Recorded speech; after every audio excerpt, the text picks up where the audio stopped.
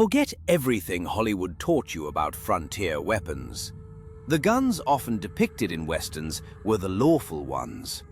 However, in the shadows of saloons and gambling establishments, outlaws and desperate individuals wielded weapons so perilous and cunning that frontier towns hastily prohibited them as soon as they appeared. These were not your typical self-defense firearms. Rather, they were concealed killers, multifunction weapons, and modified firearms that defied every code of honorable combat the West ostensibly upheld. Such weapons were so illicit that merely possessing one could lead to arrest, being shot, or even lynched before a single round was fired. Today, we're counting down 15 such banned weapons. Some integrated multiple lethal functions into a single device, while others inflicted wounds so gruesome that even seasoned frontier surgeons refused to treat them. Number 15. The Apache Revolver. This weapon was the outlaw's dream, a triple threat combining a revolver, a knife, and brass knuckles. These weren't three separate items carried together, but a single, nightmarish mechanical device that transformed between roles with a simple twist of the hand.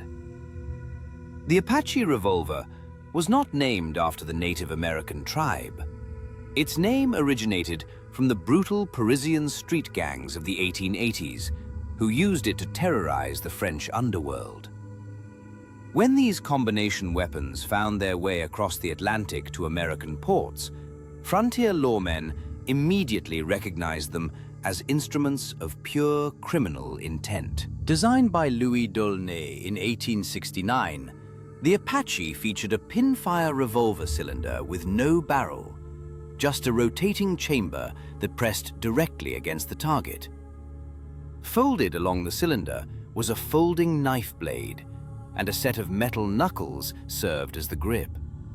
In a street fight, an assailant could shoot you point blank, stab you with the blade, and then beat you with the brass knuckles, all without switching weapons. It was the ultimate close-quarters assassination tool.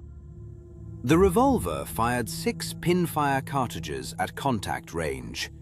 The knife blade extended nearly 4 inches, and the brass knuckle grip could shatter bone with a single punch. For gamblers and outlaws operating in the confined spaces of saloon back rooms, the Apache was ideal. No holster was needed, no obvious bulge in a jacket, just a folded piece of steel that fit in a vest pocket and could be deployed in under 2 seconds. However, its versatility made it too dangerous to tolerate. Dodge City banned combination weapons in 1878. Tombstone followed with Ordinance 14 in 1881, specifically prohibiting any firearm combined with edged weapons or striking implements. San Francisco's 1883 Weapons Code declared possession of an Apache revolver grounds for immediate arrest without trial. The weapon was simply too effective for close-range murder. Number 14. The Gambler's Sleeve Gun, the spring-loaded assassin. Imagine sitting across from a poker player, watching their hands rest calmly on the table, when suddenly a single-shot derringer rockets from their sleeve directly into your chest before you can even reach for your own holster. The sleeve gun was not merely concealed, it was spring-loaded, mechanically automated, and unequivocally banned in every civilized frontier settlement by the late 1870s. The design was fiendishly simple. A small caliber derringer, usually .22 or .32 caliber, was mounted in a leather sheath strapped to the forearm. A strong spring held the gun in position, while a cord ran down the sleeve to a trigger ring worn on the finger. A subtle flex of the hand caused the derringer to shoot forward on rails, firing automatically as it reached full extension. The victim never saw it coming. Charles Doc Baggs, a Kansas City gambler, popularized the device in 1876, after using one to kill a rival card player in a dispute over a marked deck. Witnesses testified they never saw Baggs draw a weapon. One moment he was arguing across the table, the next the other player was dead, with a bullet through his throat. It took the sheriff 3 days to decipher the mechanism. The sleeve gun delivered devastating surprise in close-quarter situations. No draw time, no telegraphing intent, just instant lethality. For gamblers and con artists, it was the ultimate insurance policy. But that very advantage made it intolerable to frontier justice. A weapon that eliminated all chance for fair warning violated the unwritten code of the West. Even outlaws considered it cowardly. Abilene banned sleeve guns in 1877. Deadwood's 1878 ordinances declared them illegal assassination devices. By 1880, possession of a spring-loaded sleeve gun was enough to earn a 10-year prison sentence in most territories. Lawmen considered them evidence of premeditated murder, not self-defense. Number 13. The sawed-off shotgun. When short became criminal. What do you get when a desperate outlaw takes a hacksaw to a perfectly legal double-barrel shotgun and cuts it down to 18 inches or less? You get the most devastating close-range weapon ever carried in the American West, and one that earned instant criminal prosecution in almost every frontier jurisdiction. Shortening a shotgun wasn't a new idea. Stagecoach guards had carried shortened coach guns for decades. But those factory-made weapons maintained barrels of at least 20 inches and met legal requirements. The true sawed-off, with barrels under 18 inches and the stock reduced to a pistol grip, was something entirely different. It transformed a hunting weapon into a room-clearing instrument of mass casualties. The shortened barrels spread buckshot in a pattern so wide that aiming became almost irrelevant. At 15 feet, a sawed-off could hit everyone in a 5-foot radius. In a crowded saloon or a narrow stagecoach interior, one trigger pull could kill or maim multiple targets. For bank robbers and stick-up men, it was the ultimate intimidation tool. One blast into the ceiling, and every witness immediately complied. Jesse James and his gang famously used sawed-offs during their 1876 Northfield, Minnesota raid. The devastating firepower allowed 3 men to control an entire bank full of armed citizens. But that same raid prompted Minnesota to pass the first specific anti-sawed-off legislation, making possession of any shotgun with barrels under 20 inches a felony. Texas followed in 1878, California in 1879. By 1882, federal legislation prohibited the interstate transport of modified shotguns. Wells Fargo issued company directives forbidding guards from sawing down their weapons, threatening immediate termination for violations. Number 12. Mercury-tipped bullets, the poison projectile. Imagine a bullet that didn't just pierce flesh, it poisoned blood, shattered bone through hydraulic shock, and delivered wounds so catastrophic that even a peripheral hit proved fatal within hours. Mercury-tipped bullets weren't experimental curiosities. They were real, they were used, and they were so universally condemned that possessing them could result in hanging as a war criminal. The concept emerged during the Civil War, when Confederate sharpshooters experimented with drilling out the tips of mini-balls and filling the cavity with liquid mercury. When the bullet struck a target, the mercury's momentum continued forward, creating a hydraulic ram effect that multiplied the damage exponentially. A shoulder wound became a shattered collarbone and ruptured lung. A leg hit resulted in femur fractures and severed arteries, but the mercury also contaminated the wound. As the bullet fragmented, microscopic mercury droplets dispersed through the tissue. Even if the initial wound wasn't fatal, mercury poisoning set in within hours. Victims experienced tremors, convulsions, and eventually organ failure.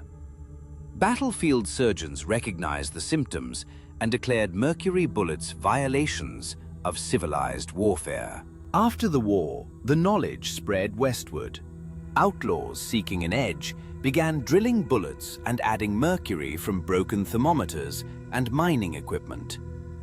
The 1874 murder of Sheriff Tom Clark in Dodge City involved a mercury-modified .44 caliber round that turned a survivable chest wound into a death sentence. Clark lingered for 3 agonizing days before mercury poisoning claimed him. The outcry was immediate. Kansas passed legislation in 1875, making possession of mercury bullets a capital offense. Arizona Territory followed in 1876. By 1878, federal law prohibited manufacturing, possessing, or using ammunition modified with toxic substances. Conviction carried mandatory minimum sentences of 20 years. Number 11. The knife pistol. The blade that shoots back. Imagine drawing your knife in a close quarters fight, driving it toward your opponent, and then pulling a trigger to fire a bullet through the blade itself, directly into your target's body at contact range. The knife pistol wasn't science fiction. It was a real combination weapon that appeared in frontier settlements during the 1870s and was immediately banned as a criminal assassination tool. European gunsmiths had experimented with blade gun combinations since the 17th century, but American manufacturers refined the concept for frontier use. The most common design featured a 5 to 7 inch blade with a small bore barrel running through its center. A percussion cap or pinfire cartridge chamber sat at the hilt with a folding trigger that popped out when the user squeezed the handle. In a knife fight, the wielder could stab normally, but if the fight turned desperate, a trigger pull sent a projectile through the hollow blade directly into the opponent. The psychological effect was devastating. Victims who successfully defended against knife attacks suddenly found themselves shot at 0 range, often directly in the heart or throat. John Knife Gun Morrison, a saint. In 1873, Lewis Gambler killed 3 men with a knife pistol before authorities realized what weapon he carried. Each victim presented identical wounds, a narrow blade puncture with an inexplicable bullet embedded at the bottom of the stab track. Missouri banned knife pistols in 1874, and by 1876, possession of any edged weapon incorporating an integrated firearm mechanism was deemed a felony across most of the frontier. Number 10. The sword cane gun was a gentleman's illegal arsenal. What appeared to be a refined walking stick could suddenly transform into a razor-sharp sword blade, with its handle cunningly concealing a loaded firearm. The sword cane gun represented the pinnacle of concealed weaponry for the well-appointed frontier businessman, and it was so profoundly illegal that mere ownership could lead to years of imprisonment. While the standard sword cane had been popular for decades, especially among travelers seeking discreet protection, New York and Philadelphia gunsmiths advanced the concept in the 1860s by hollowing out the handles to accommodate small-caliber pistol mechanisms. A twist of the handle deployed the blade, and a pull of a hidden trigger fired a round through a port near the grip. These were not crude devices. High-end models featured Damascus steel blades, rifled pistol barrels, and mechanical safety systems to prevent accidental discharge. They retailed for $50 to $100, equivalent to 6 months' wages for a working cowboy, making them affordable only to wealthy gamblers, businessmen, and confidence men. In 1871, Chicago physician Dr. Edmund Rawlings carried a sword cane gun for protection during late-night house calls, when two muggers confronted him in an alley. Rawlings drew the blade and fatally stabbed one, then shot the second attacker with the handle pistol. This double fatality made headlines, and Illinois promptly passed legislation banning combination cane weapons. The prohibition spread rapidly, with Dodge City outlawing them in 1876 and San Francisco in 1877. By 1880, federal postal regulations forbade shipping cane weapons across state lines, and customs agents confiscated them at ports. Railroad detectives specifically searched passenger baggage for concealed cane guns. However, the weapon's sophistication was also its vulnerability. The blade compromised the structural integrity of the cane, rendering it fragile. Number 9. The brass knuckle pistol, the brawler's backup. Envision a barroom brawl where punches fly and furniture shatters. Suddenly, your opponent's fist strikes your jaw with the impact of brass knuckles. As you reel backward, he pulls a trigger, shooting you through the chest with the very fist he just used to break your teeth. The brass knuckle pistol combines striking power with point-blank lethality, and frontier lawmen intensely disliked it. The design originated with French and Belgian gunsmiths in the 1850s, but American manufacturers began producing their own versions after the Civil War. The most common model featured brass knuckles with a small revolver cylinder integrated into the palm area, holding 4 or 5 .22 to .32 caliber rounds. The user slipped their fingers through the knuckle holes, formed a fist, and could either punch normally or pull a trigger to fire through a port between the middle fingers. For saloon brawlers and street fighters, this weapon was ideal. It allowed them to deliver actual punches, leveraging their bare-knuckle fighting skills while keeping lethal firepower instantly available. If a fistfight escalated to a life-threatening situation, one trigger pull decisively ended it. The psychological impact on opponents was devastating. Every punch carried the threat of a hidden bullet. Tom Hensley, a Denver saloon bouncer known as Thomas Brass, killed 4 men with a knuckle pistol between 1874 and 1876. His method was consistent. Start with fists, establish dominance, then shoot the opponent at point-blank range when they were too stunned to defend themselves. When authorities finally arrested him, they discovered his knuckle pistol had T.D. Hensley engraved on the brass, a trophy of his murders.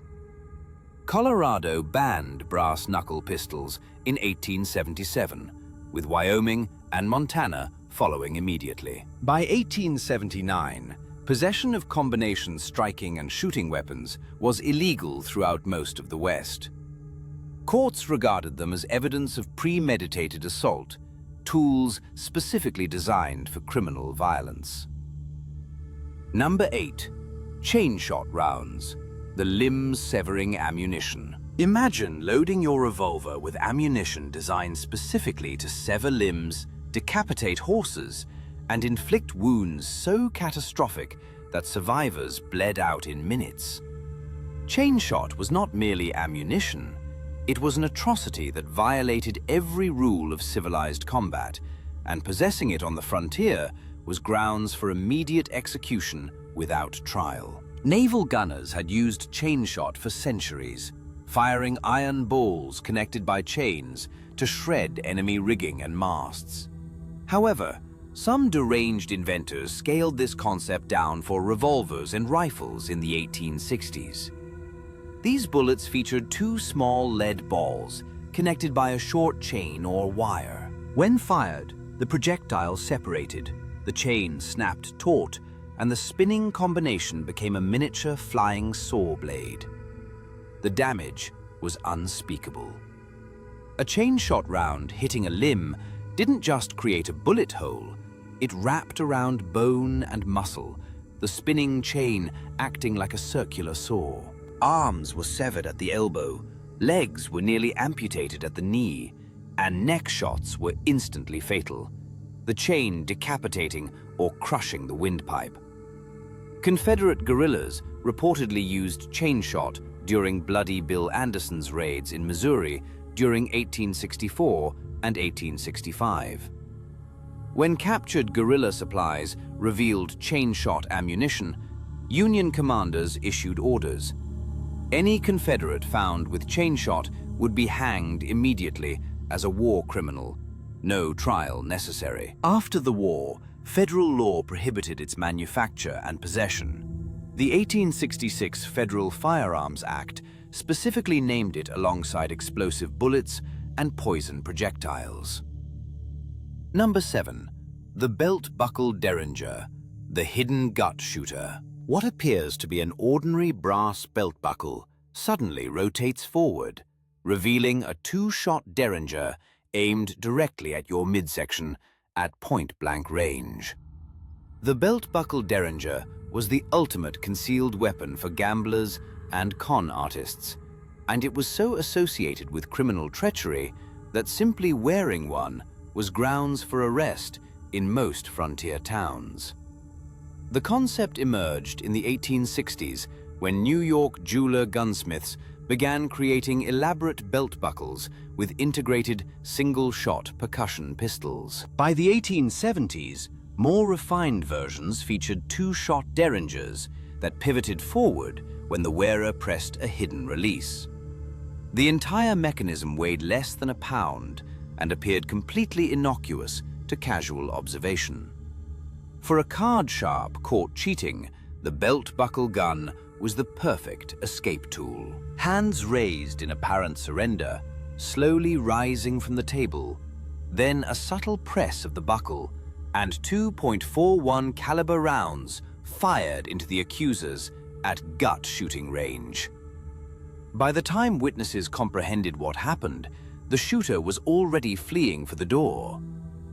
Marcus "Lucky" Devo, a New Orleans gambler, used a belt-buckle gun to kill two men in Deadwood in 1877. Both times, he appeared unarmed, hands visible. Then suddenly, both victims were on the floor with stomach wounds. When Colorado Charlie Utter finally searched Devo, he found the belt-buckle gun and handed him over to the Vigilance Committee. Devo was hanged the next morning. South Dakota Territory banned concealed belt weapons in 1878.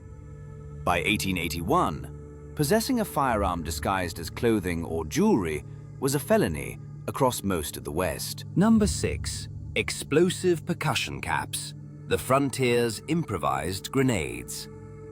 Picture a simple percussion cap, the kind used in millions of revolvers and rifles across the frontier.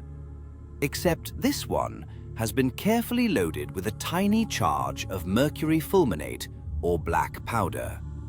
Throw it hard against a surface and it detonates like a miniature grenade, sending metal fragments flying in every direction.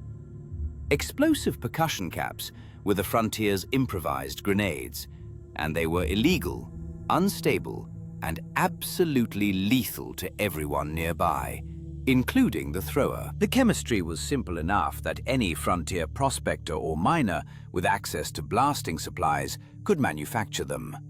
Standard percussion caps were carefully pried open, emptied of their usual priming compound, and reloaded with much more powerful explosive materials. Some added small metal fragments, nails, or buckshot to the caps to increase the shrapnel effect. Outlaws utilized explosive caps in several ways. Thrown like rocks during ambushes, they created distraction and confusion. Scattered on floors or windowsills, they functioned as crude booby traps that detonated when stepped on. Some desperate criminals even loaded them into revolvers, hoping the enhanced blast would increase bullet velocity. That latter technique usually resulted in destroyed firearms and mangled hands. The 1879 Bascom County War in Wyoming saw both sides employing explosive caps as improvised grenades during the courthouse siege. Dozens of caps were thrown through windows, each detonating with enough force to shatter glass and wound anyone within 5 feet. When federal troops finally restored order, they found hundreds of modified caps among the debris. Congress passed emergency legislation within months, making possession of explosive percussion caps a federal crime. The ban extended beyond simple prohibition. Anyone caught with the components needed to produce explosive caps, mercury fulminate, impact-sensitive compounds, or even unusually large quantities of standard caps could face arrest for intending to create explosives. Penalties typically ranged from 5 to 20 years in federal prison. Such caps posed as much danger to their manufacturers as to their intended targets. Number 5. The spring bayonet, the blade extension. Imagine encountering an opponent who appears to be armed with a conventional revolver, only to have a 7-inch blade suddenly deploy from beneath the barrel, with enough force to impale you before you can react. The spring bayonet effectively transformed pistols into spear guns. This weapon proved so brutally effective in close-quarters combat that military units prohibited it, and civilian ownership became a criminal offense. While the concept originated from the 18th century European military experiments, American inventors refined it during the Civil War. It involved a folding blade attached beneath a revolver or rifle barrel, secured by a powerful spring. A release catch enabled the blade to snap forward with tremendous force, extending the weapon's reach by over half a foot and delivering a stabbing attack faster than any hand thrust. For cavalry troops, the spring bayonet offered significant advantages, enabling shooters to maintain their grip while instantly deploying an edged weapon. The spring-assisted thrust easily pierced leather and light clothing, and the psychological shock of a pistol suddenly sprouting a blade often made opponents hesitate. However, military authorities deemed the spring bayonet unnecessarily cruel. Unlike standard bayonets, which required deliberate action, the spring version could accidentally deploy during holstering or if the weapon was dropped. Union Army General Order 43, issued in 1864, banned spring-assisted blade attachments on all military firearms. Civilian prohibitions soon followed. Kansas Territory outlawed spring bayonets in 1867. By 1875, federal law prohibited the interstate commerce of firearms equipped with spring-loaded blade attachments. Number 4. The Duck's Foot Pistol, the crowd control killer. What results when you mount 4 barrels on a single pistol, splaying them outwards like a duck's foot, so that a single trigger pull fires all 4 simultaneously in different directions? You get a weapon designed to incapacitate multiple opponents at once. A crowd control tool so indiscriminate that frontier settlements immediately banned it. British naval officers had carried duck's foot pistols since the late 1700s to quell mutinous crews. Each barrel was angled outward by 15 to 20 degrees, creating a spray pattern that covered a 90-degree arc. At 15 feet, one shot could impact 4 separate targets. American gunsmiths began producing them in the 1850s for stagecoach drivers and prison guards, but the scattered fire pattern guaranteed that innocent bystanders would be hit. Phineas Good, a San Francisco warehouse guard, killed 2 looters during an 1866 fire, but also struck 3 firefighters and a shopkeeper. California banned multi-barreled pistols in 1867. By 1875, possession was illegal throughout the West. Number 3.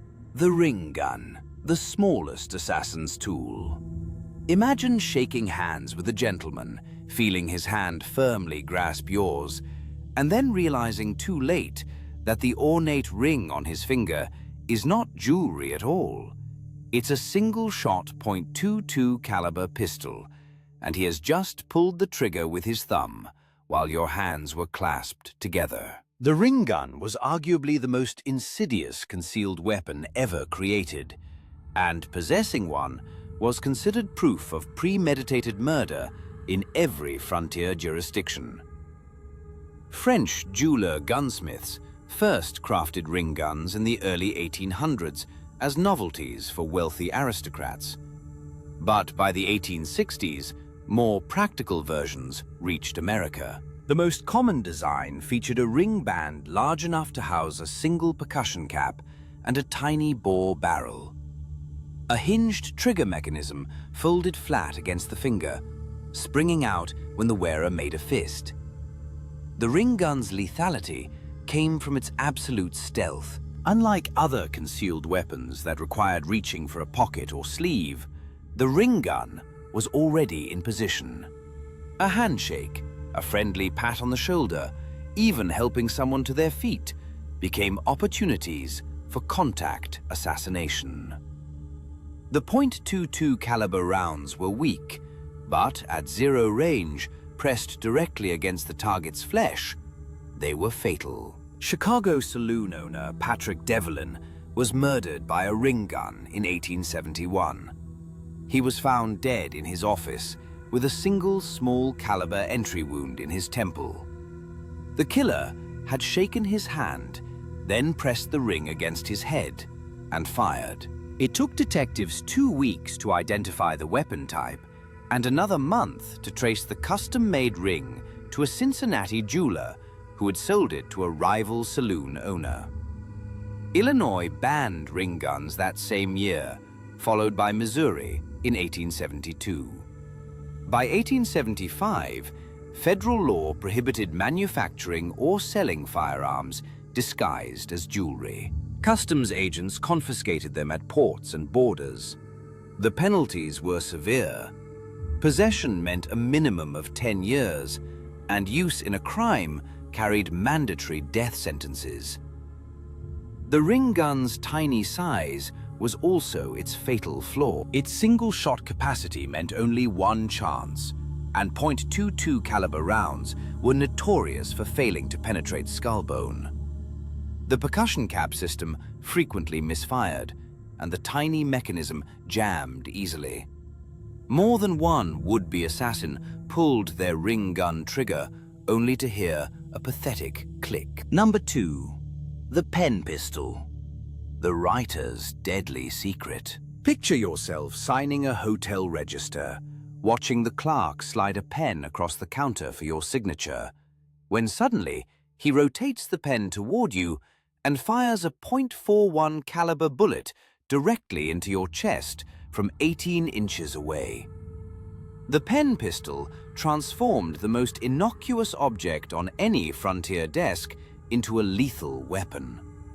It became so associated with assassination that simply owning one could lead to hanging without trial. The concept emerged in the 1850s when European craftsmen began creating elaborate writing instruments for wealthy merchants traveling through dangerous territories. Outwardly, a functional pen with an ink reservoir and steel nib, its barrel housed a single-shot percussion pistol mechanism. A hidden button or a twist of the barrel fired the concealed round. American manufacturers refined the design in the 1860s and 70s. The most sophisticated versions featured dual ink reservoirs, so the pen wrote convincingly even after the single round was fired. Some included folding triggers for more deliberate aim. Others fired by simply pressing the nib hard against a target, making them contact weapons.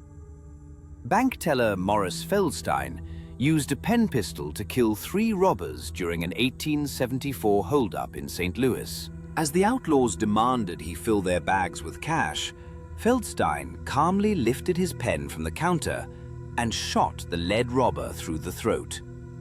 The other 2 fled in panic, but the subsequent investigation revealed Feldstein had specifically purchased the pen pistol months earlier and practiced drawing and firing it daily. Missouri authorities arrested him for possession of an illegal assassination weapon, and he served 8 years despite saving the bank's money. Texas banned pen pistols in 1875. Colorado and Wyoming followed within months. By 1878, federal postal regulations prohibited shipping any writing instrument containing a firearm mechanism. The logic was simple. Pen pistols had no legitimate self-defense purpose. They were designed for assassination, allowing killers to approach victims with apparently innocent objects before firing at point-blank range.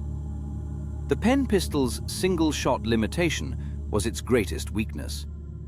After firing, the user held nothing but an empty pen against armed opponents. The small-caliber rounds lacked stopping power unless perfectly aimed, and the disguise created legal liability. Anyone carrying a pen pistol was presumed guilty of premeditated murder rather than simple self-defense. Number 1. The harmonica gun, the slide-action nightmare. The deadliest banned weapon of the frontier wasn't a knife that shot bullets or a ring that concealed a gun. It was a revolutionary rifle that so thoroughly terrified lawmen and military commanders that most territories banned it before it could even reach civilian markets. The harmonica gun featured a slide-action ammunition system that allowed faster firing than any lever-action or bolt-action rifle of its era, combining the rapid-fire capability of a repeater with a unique top-loading magazine that could be changed in seconds. Invented by Jonathan Browning, father of legendary gunsmith John Moses Browning, the harmonica rifle appeared in the 1850s and was named for its resemblance to a mouth harmonica. A long rectangular magazine sat on top of the rifle, holding 5 to 10 individually loaded chambers.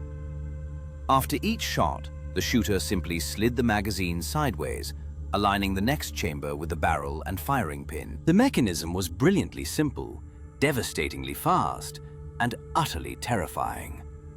In combat, Mormon settlers used harmonica rifles during the Utah War of 1857 and 58.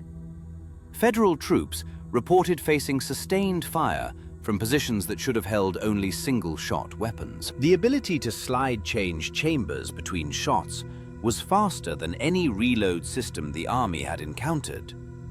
Witnesses described harmonica rifle shooters firing 10 aimed shots in under 30 seconds, then dropping an empty magazine and sliding a fresh one into place in 2 seconds. But the weapon's speed sparked immediate military concern. In 1863, Union Army General Orders specifically outlawed harmonica rifles from standard issue, citing their propensity for excessive ammunition consumption and the tactical disorder they caused. Quartermasters reported that soldiers using harmonica rifles expended ammunition at triple the rate of standard infantry, rendering resupply unfeasible during extended engagements. Subsequent to the Civil War, several states initiated bans on civilian ownership. Kansas enacted a prohibition on harmonica rifles in 1868, with Texas following suit in 1870. By 1875, most frontier territories had imposed restrictions, arguing that these weapons served no legitimate purpose for hunting or self-defense and were designed solely for military-grade, sustained fire. Despite its mechanical ingenuity, the harmonica gun could not overcome its practical drawbacks. Its slide mechanism demanded precise machining, rendering repairs on the frontier impossible. The top-loading magazine resulted in a high sight profile, complicating accurate aiming. Each chamber necessitated individual loading. Thus, despite its rapid-fire capability, preparing magazines was time-consuming, and the rectangular magazine itself was fragile. A single forceful impact could warp it, causing the entire weapon to jam.